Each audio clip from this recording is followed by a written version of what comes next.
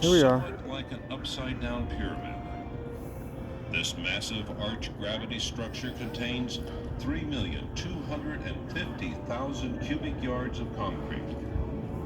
That's enough concrete to build a two-lane highway from San Francisco to New York City. The thickness at the roadway is a mere 45 feet, but as the dam expands towards the base, it reaches 660 feet, nearly as thick as it is tall. She weighs in at a petite 6.6 million tons.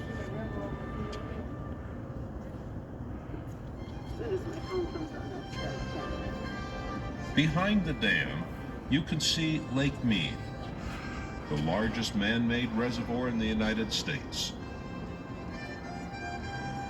It has a